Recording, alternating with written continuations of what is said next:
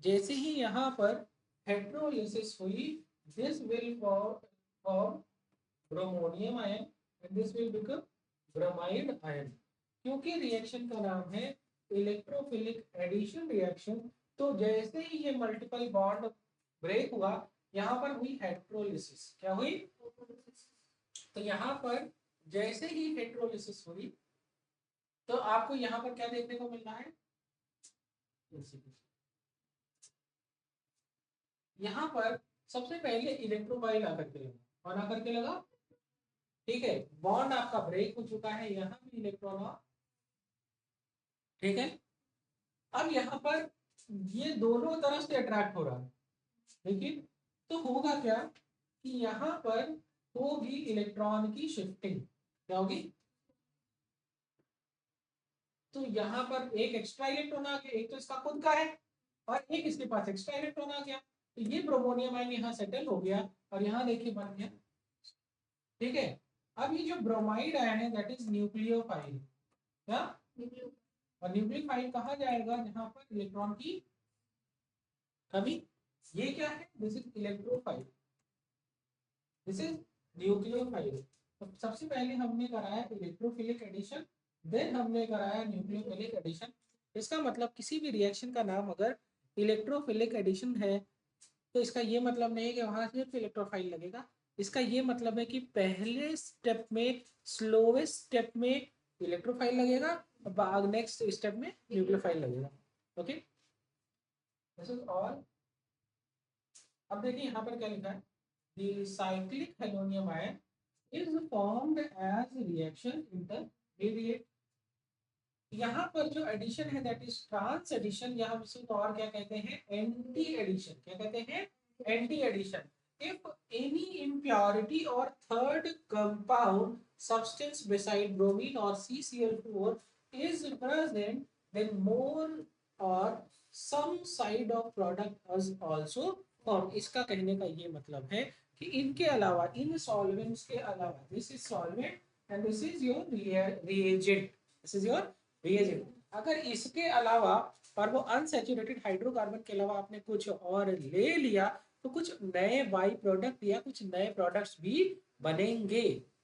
That's right, कोई बहुत बड़ी बात नहीं है। ठीक है, चलिए तो यहाँ पे करते हैं, तोड़िए, ब्रोमीन यहाँ लगाइए और ब्रोमीन यहाँ। मैं इसको इसी को कहता है एंटी एडिशन। बात समझ में आ रही है?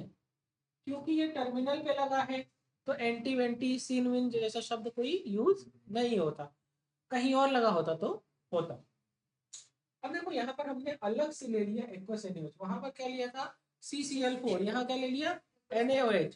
अभी देखो यहाँ पर ये टूटेगा, OH माइनस है, यहाँ पर ये टूटेगा Br प्लस Br माइनस। अब देखो दो दो न्यूक्लियोफाइल हो गया, एक बार ब्रोमाइड आयन आकर के लग गया, दूसरे वाले में देखो हाइड्रोक्साइड आयन आकर के लग गया है। तो वो बोला भी था कि इसके अलावा अगर कुछ और लोगे तो कुछ नए प्रोडक्ट बनेंगे, और क्योंकि न्यूक्लियोफाइल दो दो है, तो कहीं ये लग गया, कहीं वो लग गया। जमाई नहीं आनी चाहिए। हाँ, दोपहर में जमाई आ रही एकदम, मतलब दाल चावल वावल खा के आई हो क्या? हाँ, मैं एक नींद ले लेती हूँ, पावर नैप ले ली, क्या थोड़ा फ्री जो है फिट फील करेंगे, फ्रेश फ्रेश।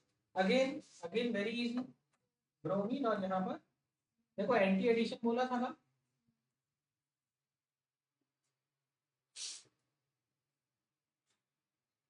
तो बेटा तुमने को क्या किया फिर? कल रात में पढ़ाई वढ़ाई करी थी क्या? क्या सुबह पढ़ाई करी? सुबह क्या पढ़ा तुमने? अभी तुम्हारी नींद भगाते हैं। क्या बनाई थी? नोट्स बनाए थे, उसको पढ़ाई नहीं कहते हैं, दैट इज छपाई, है ना?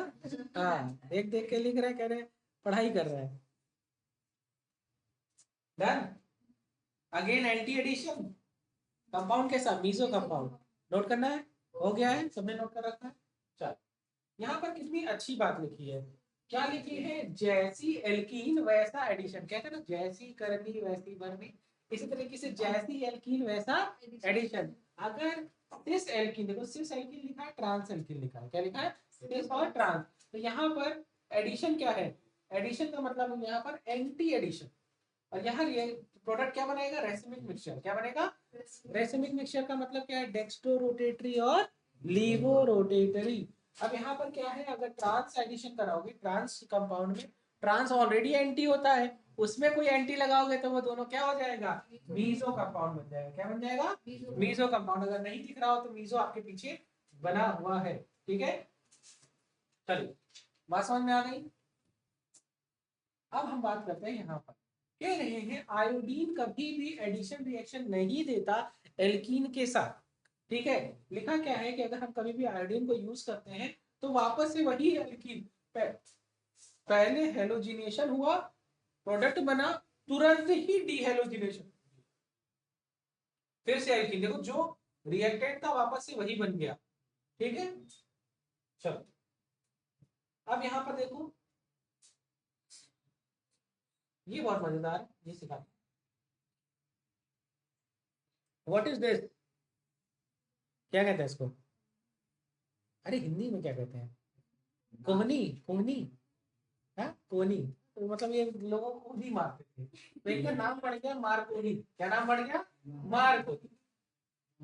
आइए जब मैं किसी को देखते हैं तो कहते हैं मारकोनी, तो इनका नाम ही पड़ गया मारकोनी। गांव में ऐसे ही नाम पड़ता है, बताए थे ना कि हमारे गांव में एक हमसे बड़ी दीदी थी, उनका सब नाम रख दिए लाल मुनिया।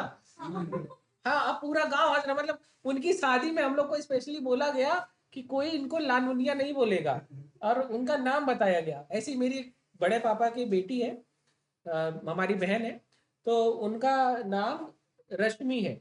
वो कब पता चला? जिस दिन शादी कार्ड पे, क्योंकि हम लोग बचपन से उनको बहनी बुला रहे हैं, मतलब बहनी बहनी बहनी बहनी, तो वो बहनी ही चलता रहा। लास्ट शादी वाले दिन बोला गया कि बहनी मत बुलाना। हाँ, समझ रहे हो, बेइज्जती होगी ना वो बारातियों में, तुमको पता चल जाएगा। हाँ, गाँव वाले ऐसे मतलब किसी कल्लू बोल देंगे, मतलब उनका पूरा चलेगा जब तक वो जीवित वहां रहेंगी, शादी के पहले तक। शादी के बाद बड़ी इज्जत होती है, शादी के पहले तक वो नाम चल रहा है, बड़ा प्यारा नाम चल रहा है। उसमें उसमें फील भी है, मतलब आदमी आदमी जो है रिलेट कर रहा है, मतलब फोन पे आदमी बता रहा है। मैं बताऊं, मैं मेरे नाना की शॉप है, तो वो जो है रेस्टोरेंट टाइप का, तो उसी के सामने मैं सड़क पार कर रहा, तो कॉर्नर पे एक आदमी फोन पे चिल्ला रहा है, हेलो हम कल्लू बोल रहे हैं। मतलब मैं कह रहा हूँ हाँ नहीं, मतलब आप नहीं भी बोलते तो मुझे नाम पता चल जाता। तो हाँ, एकदम ऐसे एकदम बढ़िया तेज से चिल्ला के, हेलो हम कल्लू बोल रहे हैं। मतलब तुम देख के भी कह सकते हो कि अगर कुछ नहीं समझ में आया तो तुम ये बोल के उनको बुला सकते हो। तो समझिए बात को, मतलब ऐसी बात नहीं है। हाँ, मेरा तो पूरा बचपन बीता राखी सावंत के नाम पे, मतलब क्योंकि मेरा नाम सावंत यादव, और पिताजी को हमारे मतलब कोई पिक्चर देख रहे थे उसमें विलन का नाम सावंत था। हाँ, उनको अच्छा लग गया, लड़का हीरो निकल गया और नाम विलन वाले रख दिए। अब जो है स्कूल में क्या है, जो जो मानते थे वो अभिजीत सावंत बोलते थे, हाँ, और जो नहीं मानते थे वो राखी सावंत बोलते थे। तो मैं इतना यूज्ड टू हो चुका था कि मुझे लगता था अरे ठीक है, ये तो मतलब चलो हो गया। लेकिन अब झेला नहीं जाता है उसको देख के, बड़ी पागल सी निकली औरत वो। ठीक है, चल डन। यहाँ पर देखिए क्या लिखा हुआ है, दिस इज एल्की, यहाँ डिहाइड्रो हेलोजिनेशन, मतलब दिस इज हाइड्रो हेलोजिनेशन। तो अगेन ये ऐसे टूटेगा, H प्लस टूटेगा और X माइनस टूटेगा, दिस इज हेट्रोलिसिस। तो यहाँ पर बात, क्योंकि रिएक्शन इंटरमीडिएट क्या है? कार्बोकैटायन। क्या है? कार्बोकैटायन। तो यहाँ पर जब ये टूटेगा तो यहाँ पर एक जगह प्लस चार्ज आएगा, एक जगह। तो जहां पर जैसे, क्योंकि कोई इसमें जो दिखा रहा है वो इसको माइनस दिखा रहा है, इसको प्लस दिखा रहा है, तो तुम्हारा जो हैलाइड आयन है वो जहां पर इलेक्ट्रॉन की कमी है और जहां इलेक्ट्रॉन ज्यादा है वहां पर आकर क्या लग गया? तुम्हारा H प्लस लग गया। तो अब ये पूरे कॉन्सेप्ट में तुमको सिर्फ ये समझना चाहिए कि कि कार्बोकैटायन का 3 ग्रुप, रिएक्टिविटी ऑर्डर में मैंने बहुत प्यार से बढ़ाया है, एक एक चीज समझाई है। समझा देते हैं बच्चे। रिएक्शन इंटरमीडिएट में कार्बोकैटायन क्या बोलता था कि जो स्टेबिलिटी होती है सबसे ज्यादा टर्शियरी एल्काइल कार्बोकैटायन की, उसके बाद सेकेंडरी, और उसके बाद पूरी की क्यों नहीं पढ़ा रहा हूं, क्योंकि उसका काम जरूरत नहीं। दूसरी बात क्या कहती थी कि कार्बोकैटायन में मॉलिक्यूलर रीअरेंजमेंट जैसा चीज होता था, अगर मान लो वो सेकेंडरी फॉर्म में है और किसी तरीके से वो टर्शियरी फॉर्म में बदल सकता है तो वो बदल जाएगा। अब टर्शियरी फॉर्म में बदलने के लिए उसके पास दो रास्ते हैं, या तो हाइड्राइड शिफ्ट कराए, ठीक है, ये हाइड्राइड, हाँ, या तो मेथाइल शिफ्ट कराए। क्या क्या शिफ्टिंग हो सकती है? हाइड्राइड शिफ्टिंग या मेथाइल शिफ्टिंग से वो मॉलिक्यूल अपने आप को रीअरेंज करके ज्यादा स्टेबल कार्बोकेटाइन में कन्वर्ट हो जाएगा। अभी आपको दिखाऊंगा, पूरा समझ में आएगा, ठीक है। तो चलिए, वो तो एक बात और हो गई। तो hydride shift, methyl shift, carbocation. अब मैं आपको और क्या बता दूं, तो क्या सुनिएगा, क्या कहते थे, मेरी कश्ती वहां डूबी जहां, तो याद है ना, मतलब कहते थे, मतलब जहां भरोसा कर लो वही नुकसान हो जाता है। तो मेरी कश्ती वहां डूबी जहां पानी कम था। तो इसी तरीके से मेरा हेलोजन मेरा हेलोजन वहां लगा जहां हाइड्रोजन कम था। क्या? मेरा हेलोजन वहां लगा जहां हाइड्रोजन कम था। चल, बात समझ में आ गई? ये तो क्योंकि एकदम बेसिक है, सिमेट्रिकल एल्कीन है, कोई जरूरत आगे है। हाँ, अब बात आती है अनसिमेट्रिकल एल्कीन की। चलो, एक बार तुम नॉर्मल प्रोडक्ट देख लो, फिर मैं तुमको फिर से बना करके दिखाऊंगा। देखिए, ये जैसे बना लीजिए, जिसका नहीं हुआ यहाँ से लिखना शुरू करते हैं।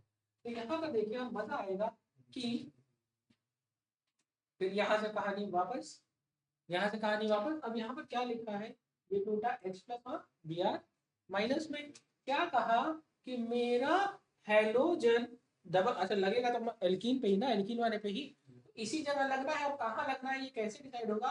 तो मेरा हेलोजन वहां लगा जहां हाइड्रोजन कम था। तो देखिए, यहाँ एक हाइड्रोजन और यहाँ दो हाइड्रोजन, तो मेरा हाइड्रोजन वहां लगा जहां हाइड्रोजन कम था, और बचा हुआ जगह ये, तो क्या बन गया, CH3 CH, यहाँ पर Br अगेन CH।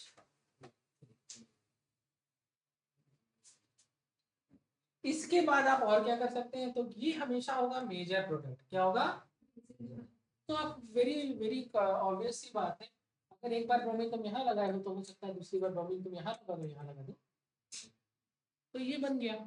तो दो प्रोडक्ट बनेंगे, लेकिन हमेशा बात किसकी की जाती है? मेजर प्रोडक्ट की। किसकी बात की जाती है? Major product, that is 2 bromopropane, और यहाँ 1 ब्रोमोप्रोपेन है। मेजर कौन सा है? ठीक है, नोट कर लीजिए।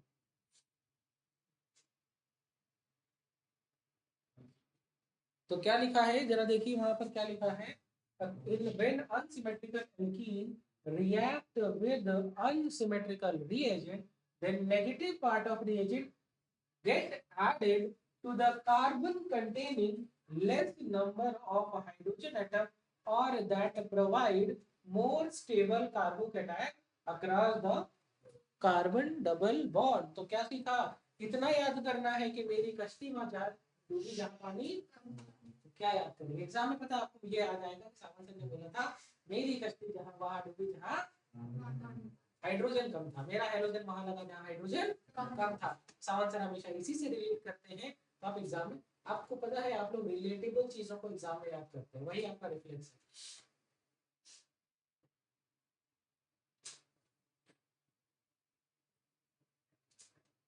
डन। चलिए आगे बढ़ते हैं।